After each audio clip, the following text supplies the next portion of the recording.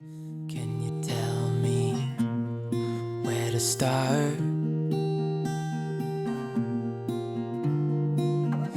I need someone to empty this heart. Any direction now would help. Let me give you a piece of advice, she said. Larger ain't bolder, and wiser ain't older. Just hold on to what you believe in. Under bridges and heavy rocks, we keep on dancing. Yes, we've traveled far, seen so many dogs. But now I need to get some rest. Nevertheless, a caress. So let me give you a part of myself, she said. Larger ain't bolder, and wiser ain't older. Just hold on to what you believe in. Yes, everything changes, and so must we. Just stay true to what you believe in. When the nightingale sings, you should spread your wings. Take off and start anew. What if I don't want to? But larger ain't bolder, and wiser ain't older. Just hold on to what you believe in. 'Cause everything changes, and so must we. Just stay true to what you believe in. To what you believe. 'Cause larger ain't bolder, and wiser ain't older. Just hold on to what you believe in. To what you believe in.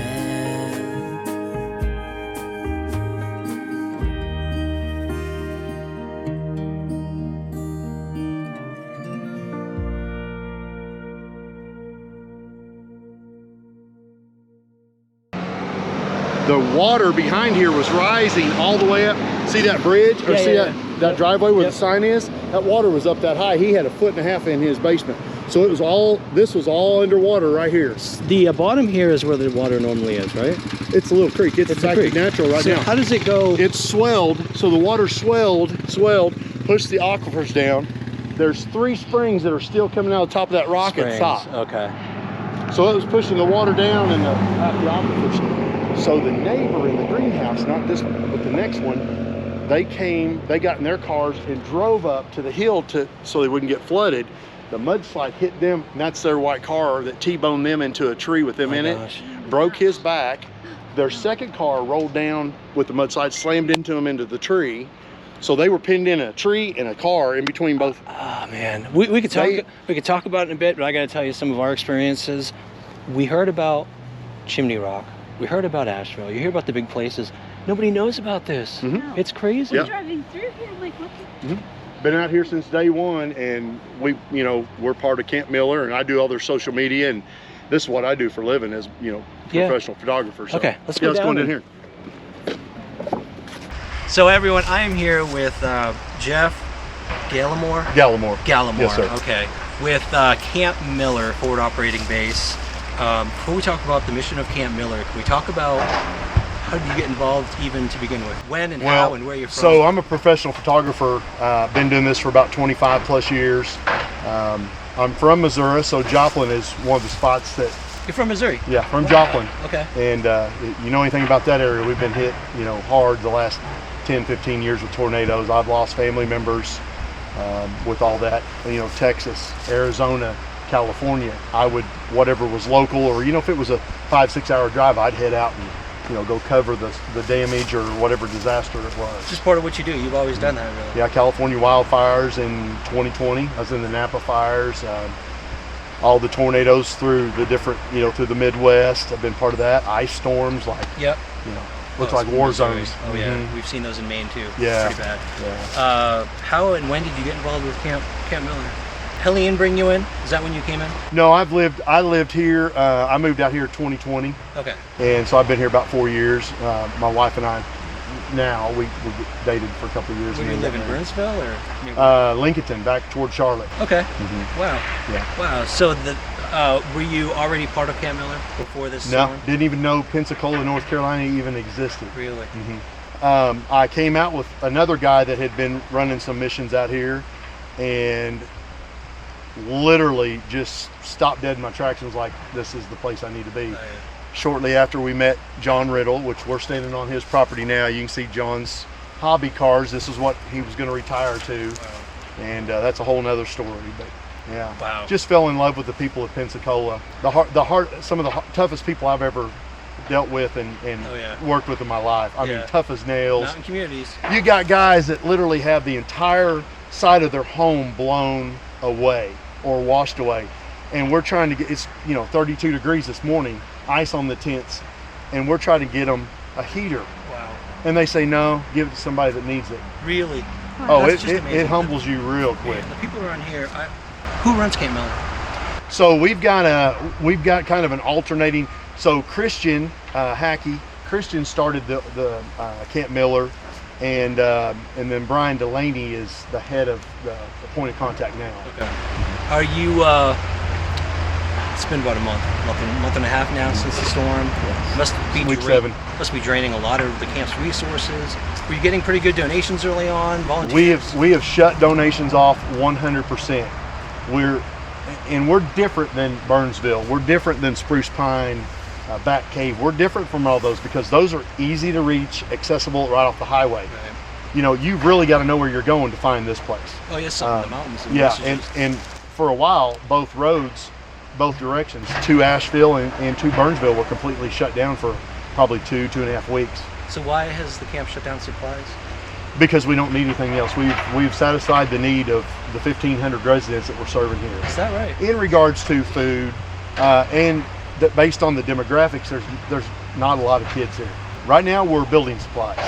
So the other side of that is Camp Miller will be closing down December 6th. Okay. They're going to start wrapping everything up and cleaning up and exiting that property on the 4th of December and be out by the 6th. So there won't be. We're currently working on another location. Okay. And yeah. So I was going to say, there's obviously still a need for. So the need has shifted from baby diapers and tomato paste to building materials. Now we're waiting on funding from whatever, whether it's your insurance agent.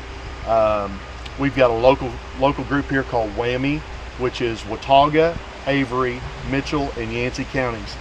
They have funds available. We had a church group come in from Indiana, and John Riddle's house, it's right here where we're at. We connected him with this church group from Indiana, and within 10 minutes, the group was like, hey, this is where we're supposed to be. John, what do you need done? He goes, well, we're looking at, I've got this floor that's damaged. Well, the guy that was with us from the church, Todd Francis, actually said, well, hey, I'm a restoration business guy. I've got my equipment. Let me go test. So we went through the house, found some water spots, some wet spots. Yep. And the group of pastors said, let us tear it out for you. So within an hour or two, the next morning, they already had all his floors torn out and piled out here on the curb. They sit right there.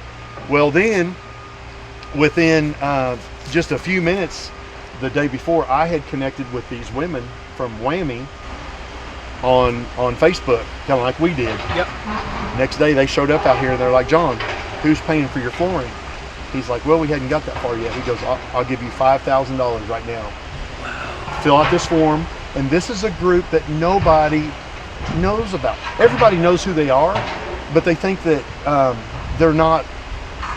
they don't qualify. So right now it's, if you qualify if you're 200% above poverty.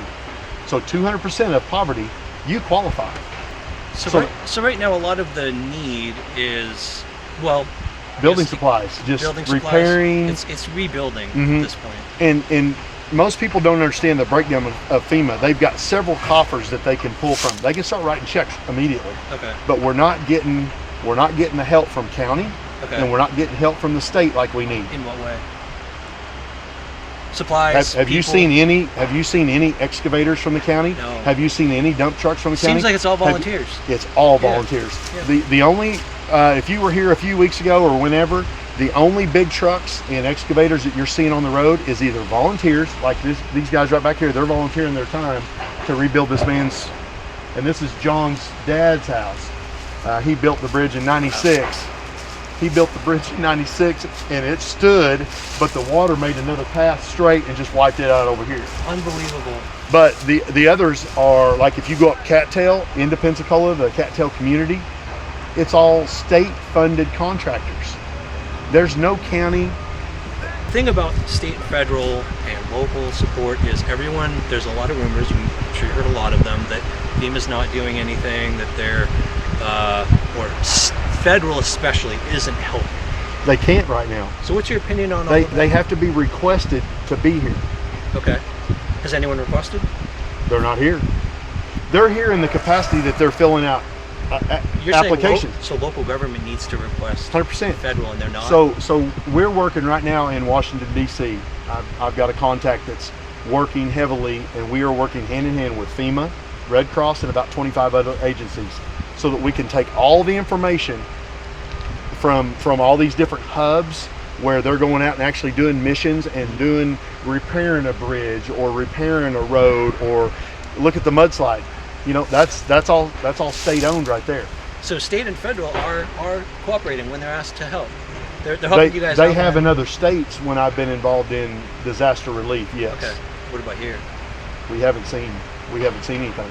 Even locals are. I mean, and there's some pretty good evidence that they're even wanting to shut down Camp Miller and get back to the normalcy of everyday life. Who's they? Federal or local? Local guys. They just don't want feds in here. They don't want anybody in here. So that's what it is. It's not so much the federal government's not willing to help. It's the Federal government's just sitting.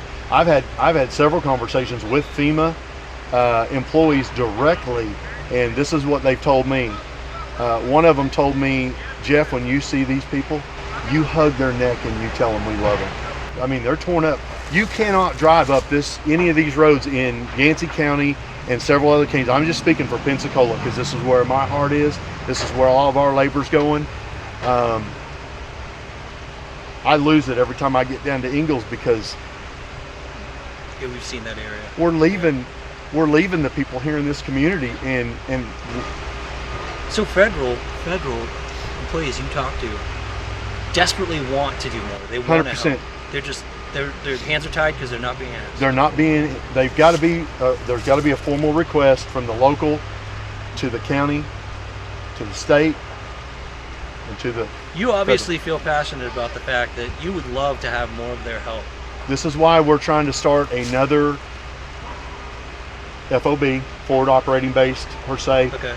Because right now we've got a piece of property in Pensacola right set up next to where we have camp now, that all I want to bring in is heavy equipment because we need it. Like I got a guy right now, Mitch, is one of the most amazing guys I've ever worked with in this type of disaster relief.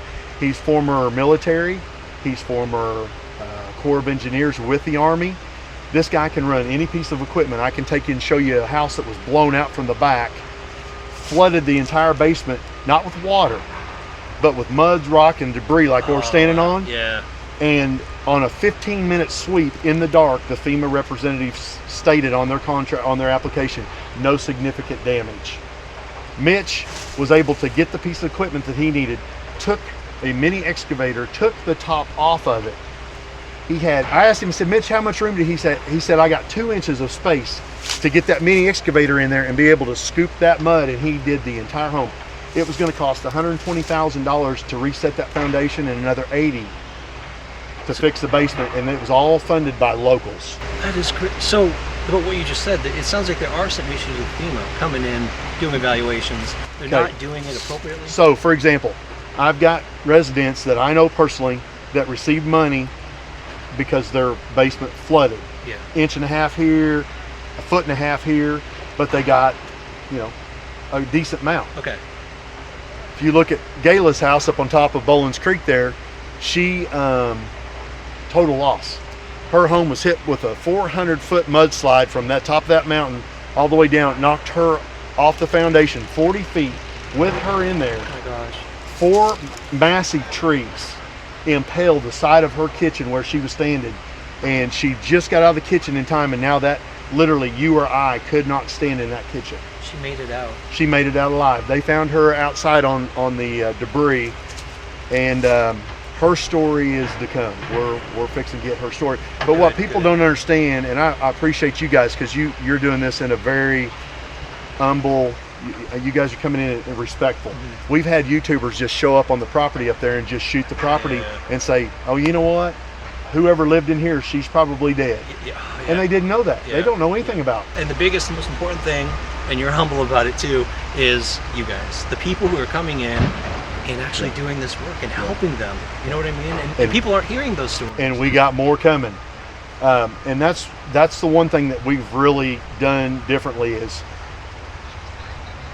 first of all, I'm the same way. We're protecting these people.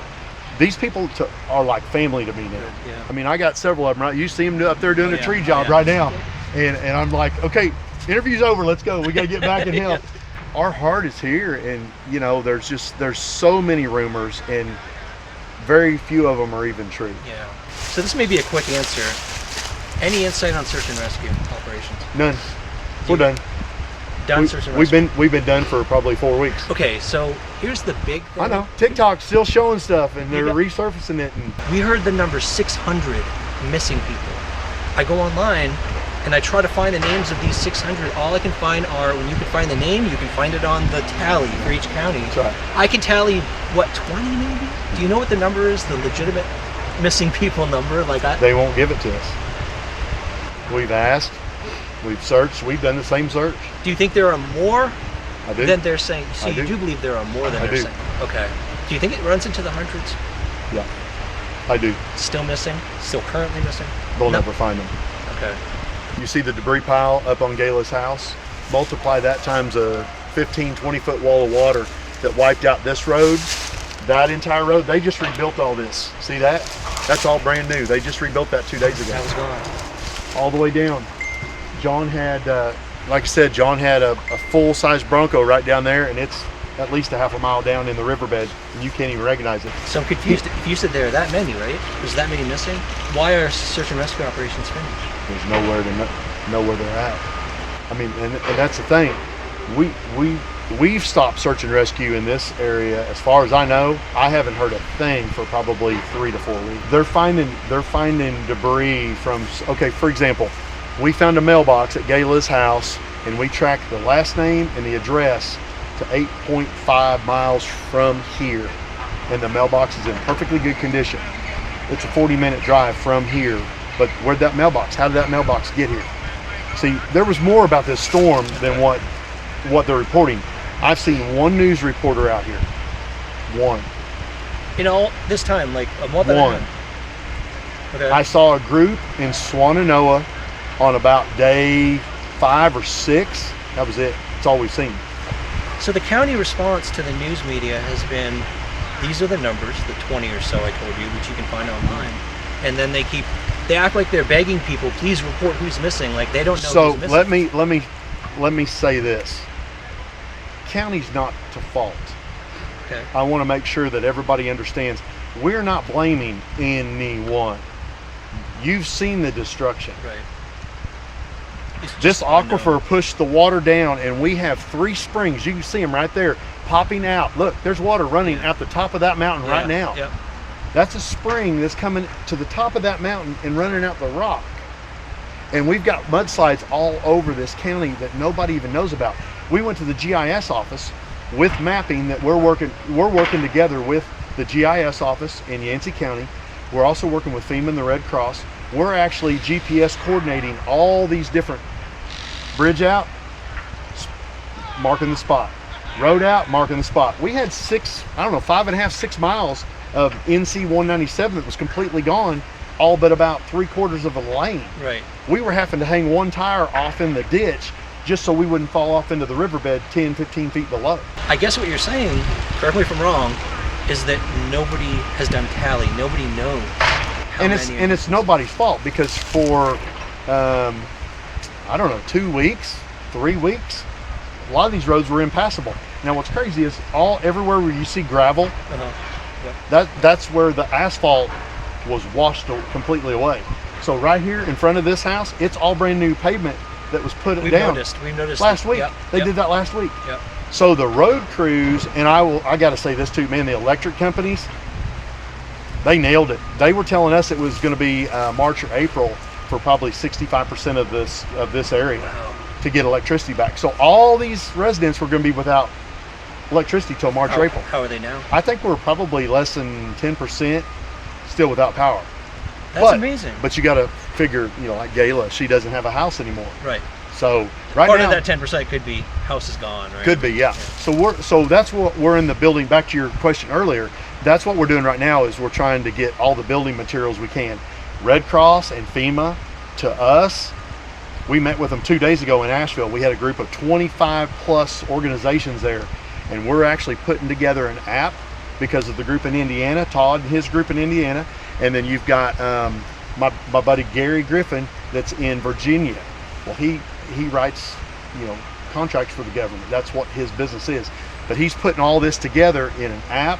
Both of them are, and that way all this information, the GPS coordinates for mudslides and this bridge out, that way the state can go, oh, okay, now we see where you guys have been doing work. Now we see the need. We got to get big equipment in. Oh, I see. Okay. A little bit more about the missing. If you've heard anything from people who are coming through and searching, anybody you've talked to, anybody? We've heard nothing. Haven't heard anything? Not on the ground. I'm not going to count TikTok and Facebook, because you can't believe nothing you hear. I had a girl come through the other day and she said, oh, my stomach was turning. She goes, literally, I was driving down and I saw an arm sticking out of the. No, you didn't. It was a tree limb. That's where rumors are starting. Things That's right. like that. That's right. And there's no such thing. Listen, they've covered every square inch of this. That's not to say there aren't people missing in these hills from the mudslides, but it's just 2 rumors we've heard. Cadaver dogs are dying. Search cadaver dogs are dying from poison in the water. I haven't heard of anything. Okay. Haven't seen one. Haven't heard one. And I would think that since we're hand in hand with FEMA and the Red Cross, if anybody would know, you probably would hear. We haven't heard of them. No. And the other one, and this is people need to pay attention to what's important instead of what they think is going on. Listen, we can all talk about what we think's going on. I can tell you what's going on because we've been on the ground with the community. And trust me, if that kind of stuff was going on, we would have heard about it. You'd hear about it, exactly. Mm-hmm. So burn piles. Latest rumor, latest thing blowing up right now is they're burning piles where they find people, so they don't have to bother digging through. We haven't seen it. Now, that's not to say that I don't know a guy that was physically at a property when that happened. What are you talking about? Well, I'm not saying that I don't know a guy that was at a property that was suspicious. It was suspected. Mm-hmm. So it's possible locals are seeing this, and I don't think locals are seeing it. So when you're talking about finding a body, you're talking about down in the creek beds, down miles down in lakes. There was early on folks that were found, and they were visible, but nobody could get to them. And as soon as they could get a SAR team here, they recovered and took care of it. They did recover? They did. Okay. Yeah, there's been recoveries here. Oh yeah. But earlier you mentioned there was a burn pile where did someone see a body in this? I cannot confirm or deny that happened. Okay. Because I didn't see it myself, but I have somebody credible that I believe that had dogs on scene that found. Got a hit. And reported it. Next thing he knows, the burn pile's on fire. The pile's on fire. So there are suspicions in some cases. There is, but I'm going to tell you, Yeah, I don't think for a second there's no way that a government agency did that. Number one, at camp, at probably week 2.5, maybe week 3, was the first time we saw the FEMA agents, and they had, I think at camp, they had 3 of them originally, and then they were here for 2 days. The problem was we still had hundreds of bridges out. Yeah. Like this one right here. There's 3 bridges right there that go to those 3 homes. Those residents couldn't, first of all, they didn't have internet service. They didn't have cell service. They couldn't get out of their bridge. They didn't even know that FEMA was set up down there. So there again, it wasn't FEMA's fault. Communication was... There was no communication. Yeah. Like I said, there's 4 different ways right now that residents can get money. There's the $41,000. If your repairs are under $41,000, you can get that money. But if your house... And people are getting the money. Some when they are. apply, they'll get... Some are. Good. So just like Gayla that's up on the cliff there that's coming, her house is totaled. It's 100% loss. She doesn't qualify. She's in immediate denial because she's over the $41,000 threshold. There's another $41,000 that's available for tools, like what John lost. The problem is when we have had federal representatives in the area and they've searched the home in the dark with a flashlight 15 minutes and they're gone, and then the homeowner finds out 3 days later because they're calling about their, hey, did I get denied or approved? And it says no significant damage. Just because they were in such a hurry, they could do a thorough job and didn't see the extent of the damage. 100%. If you guys came in and you identified that a place was completely much worse off than the FEMA rep, does that homeowner have an option to appeal? Oh, they can appeal. Oh, absolutely. Okay. So here's the thing. On top of that, if there is 100% loss on a home, there's also another funding that FEMA will come in and they can build a home. Now, it's going to be bare bones. It's not going to be a $400,000 house or $250,000 house like what you might have lost, but it's going to be at least a structure. It might not even have appliances in it, but FEMA's at least going to be able to rebuild that home somewhere. Problem is the damage that's up on the mountain. We still have probably 60 to 75 trees that are loose, that are still going to come crumbling down, and do a lot of damage. Those are threatening a lot of structures still. Yeah. We've seen them hanging off mountains, the whole drive up here. It's crazy. And I mean, safe estimate, 400, 500 mudslides. Wow. When we took the drone up and we're looking around, you could just see mudslide. So the little one right there. So people shouldn't think they can't get aid. They just need to know how to do it. Do you guys help? Don't take no for an answer. Do you guys help them work through that? 100%. Yeah. I mean, and that's what we're doing. Camp Miller's closing down on December 6th, so we're looking at other options. We don't care who's in charge. I don't want to be in charge. I don't really like doing this interview right now, but I like you guys, so I definitely wanted to help out. And listen, anything we can do to help the community. We've been having fellowship nights here with these folks, and it's been wonderful. That's great. Because you got to understand, they've got PTS, they've got trauma from everything. The emotional impact has to be huge. Especially every day they still see this. They live here, and every morning they wake up and they look at the piles of debris. I've done storms in Missouri where the county road crews, within a week, I mean, they're out there immediately with chainsaws, just like this community did. But the road crews, the county road crews, the state road crews, they're jumping in their big D2s or whatever they are, big D9s, whatever they are, and they're getting rid of this debris on the sides, and so people don't have to look at it. Yeah, I think that's it's a safety issue too. Safety issue. Yeah. I saw another, I can't remember the name of the YouTuber, a local who's showing the flooding when it first happened. This is closer to Irwin. He said the same thing. He said, yeah, there's burn piles. I'm hearing all the rumors, but literally they're burning the piles so that they're not there anymore, so people can not look like a disaster area. I've been here. This is week 7 after the storm. We've literally been here, but early on, and I've not seen. The only burn pile that I've seen was where they literally set the dumpster on fire because there was so much trash and debris that residents needed to get rid of immediately. Yeah. Getting rid of everything in their refrigerators and their freezers, and it's just crazy. I think that's it. The only last thing I'm curious about, in your opinion, is the work you're doing here, the work your team's doing, volunteers, county, state. How long, realistically, do you think before this place starts to look normal? 10 years. Quote unquote normal. 10 years. 10 years. 10 years. You got to understand, if you look right down that, right there with that orange, this river, see the guardrails to the left where the yellow is working? Where he's sitting on that's the bridge over there. The water, we're completely underwater by probably 4 to 6 feet right here. It took that big red Ford and it set it up on that boulder right there. Unbelievable. Okay, but this water, that's the normal flow of this right here is what I've been told by the locals. Yeah. It literally was so high, it washed all that out there, but it washed and made a new path. Well, that's what you're seeing across the board, and look at the debris down through here. You see that in the river too. The river's way back down now, but the sides are just destroyed. It's unbelievable. Yeah. It's 100 yards across. So you're right, probably about 10 years for the land to actually look. And homes. I mean, first of all, we got to get the mudslides under control so that we're not in danger by doing, True. Yeah, that's a good point. Perfect. We've got some amazing groups coming in, volunteering. Todd's group out of Indiana, Dana's group out of St. Louis, Missouri.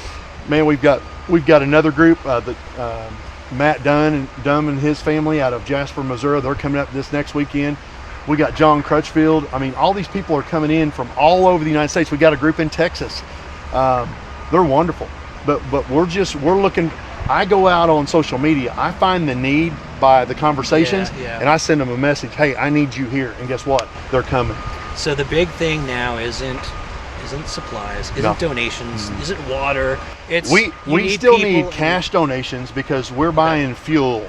Keep in mind, we're also supplying all the needs of these guys that are out here with their own equipment in regards to diesel, gasoline. We're even buying chainsaws. I've had 2 churches donate 9 chainsaws, 10 chainsaws in 2 different groups within 2 hours of asking for it.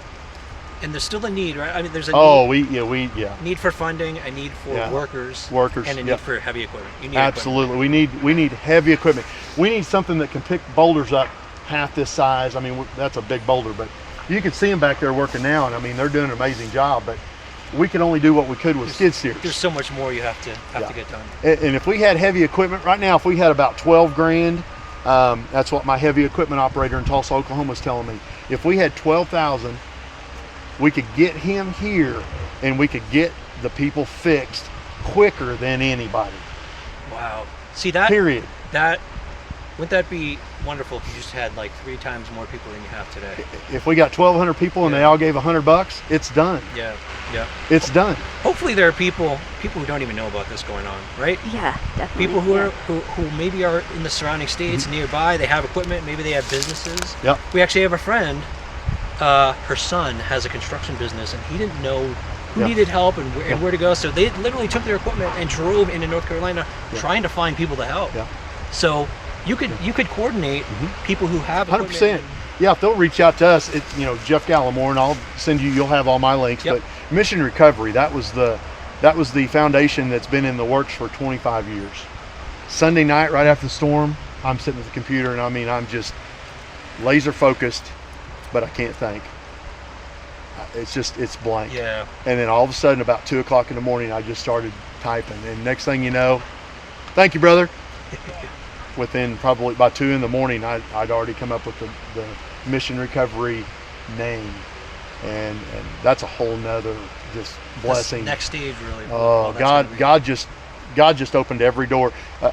Within just 2 days, I had had a conversation with 2 of my buddies in Texas, and I said, here's what I want, and a friend in Missouri, one of my family members, I said, here's what I want on my logo, here's what I want, this is what I want to do, this is what I want to accomplish. because even right now standing here, I couldn't even tell you what my mission statement is. Yeah. They literally, within 2 days, I got a call from Josh and he says, hey bro, I got your mission statement. Right. I changed a few things for you, but I didn't tell him nothing. He just took it and ran with it, and it was spot on. I copied, pasted it right into my website. Isn't it amazing when you do your passion, when you follow your passion, you find your passion, and you head in that direction, things fall into place, don't they? Yeah.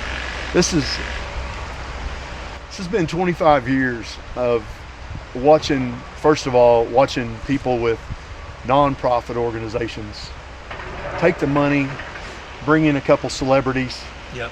and spend the money at the bar. Mm-hmm. And then at the end of the day, the charity that's the event is for walks away empty-handed. They spend all their time coming down, bringing their people, and then the guy that's in charge of the foundation just, Wow. I could tell you stories all day. Jeff, all I gotta say is God bless you. God bless the work you're doing. Thank you, brother. And thank you for doing this interview with us. We got a great team, man. I'm telling you. You guys are amazing. Thank you so I'm gonna much. give you a hug, man. Yeah, we're huggers around here. You betcha. All right, thanks a lot. Hey, high five to the camera girl over here. I'll get a hug You rocked later. it. Yep, you did. Amazing grace, how sweet the sound that saved a wretch like me. I once was lost, but now am found. Was blind, but now I see. 'Twas grace that taught my heart to fear, and grace my fears relieved. How precious did that grace appear the hour I first believed.